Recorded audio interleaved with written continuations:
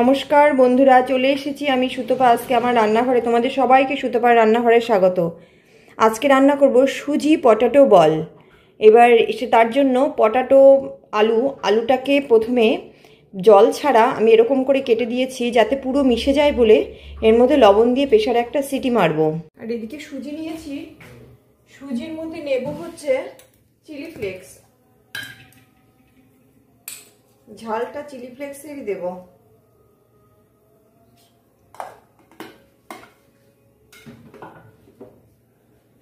তার মধ্যে দেব একটুখানি চাট মশলা টাইপের। চাট মশলা রেখেছি আমি ঘরে বানানো, সেটা একটুখানি দেব, খুব বেশি দেব না। আর অল্প করে লবণ দেব।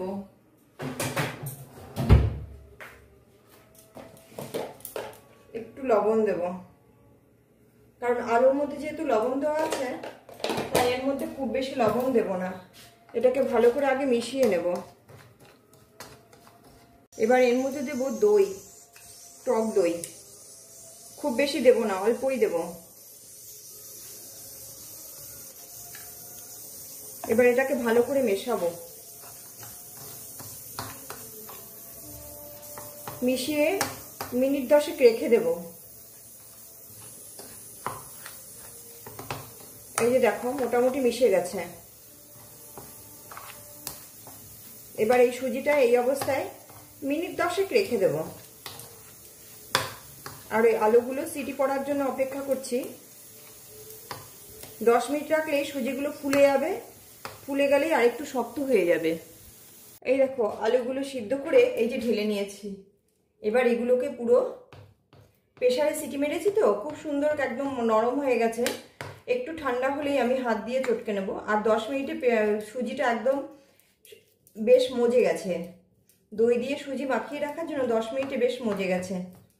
এটা বেশ সন্ধ্যাবেলা চায়ের সাথে স্ন্যাক্স হিসেবে খুব ভালো লাগে। বাচ্চারাও পছন্দ করবে, বড়রাও পছন্দ করবে। আর এর মধ্যে দেবো একটু কর্নফ্লাওয়ার। এই যে দেখো, দাঁড়াও, এই যে কর্নফ্লাওয়ারটা, এটা একটু দেব। আর কিচ্ছু দিতে হবে না। চাট মশলাটার মধ্যে একটু আমচুর পাউডারও আছে। আমি নিজে চাট মশলাটা বানিয়েছি, আমচুর পাউডার দেওয়া আছে ওর মধ্যে। একটু হালকা টকটক হবে। আর এদিকে ঝালও আছে। সব কিছু মিশিয়ে এটা বেশ ভালো লাগে। সন্ধ্যাবেলা স্ন্যাক্সে একদম দুর্দান্ত জমে যাবে। 1 কাপ চায়ের সাথে এটা এবার ভালো করে মাখিয়ে নেব এবং বল আকারে তৈরি করে নেব। দেখো, মাখতে মাখতে এরকম কর্নফ্লাওয়ার দিয়ে মাখার জন্য বেশ ভালো হয়, খেতে বেশ ভালো হয়। পটেটো বলগুলো সবার পছন্দ হবে। এটা হয়ে গেছে মোটামুটি। এবার বলের আকারে আমি তৈরি করে নেব। বল বানানোর জন্য হাতে একটুখানি তেল দিয়ে নেব। হাতটা একটু তেলতেলা বানিয়ে নেব। এই যে দেখো, খুব বেশি না কিন্তু, হাতটা খালি তেল দিয়ে মুছে ব্যাস এটা সুন্দর বল তৈরি হয়ে যাবে।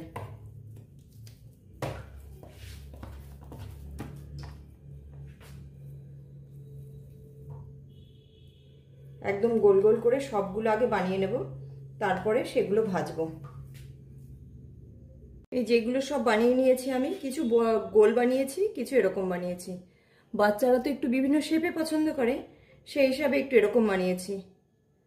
এবার এগুলো কড়াইতে তেল দিয়ে, তেল গরম করে তেলে দেব। কড়াইতে তেল দিয়ে দিয়েছি, তেল মোটামুটি গরম হয়ে গেছে দেখো। এবার এগুলো দিয়ে দেব।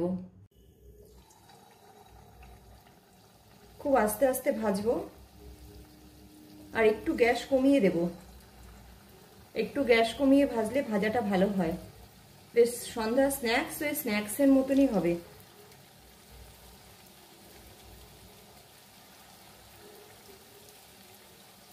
একটু লালচে লালচে করে ভেজে তুলবো।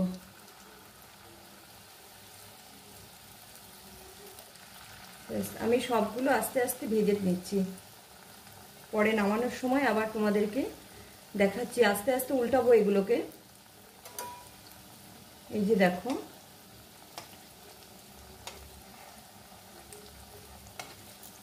একটা নিরামিষ শনিবারের জন্য খুব সুস্বাদু একটা স্ন্যাক্স। শনিবার বলে কি, এটা যে কোনো দিন বাচ্চারা তো পছন্দ করবে, বড়রাও পছন্দ করবে।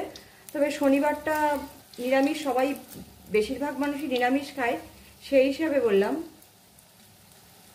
আমি ধরেন শনিবারে একটু নিরামিষে করার চেষ্টা করি, সেই দিক দিয়ে একটা খুব সুন্দর একটা স্ন্যাক্স এটা সন্ধ্যার চায়ের সাথে।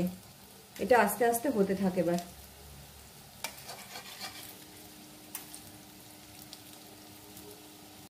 এটাকে বলছি পটাটো সুজি বল।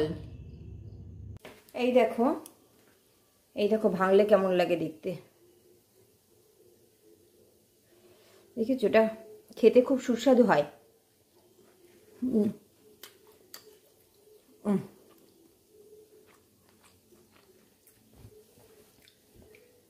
দারুণ হয়েছে, সব কিছু ঠিকঠাক।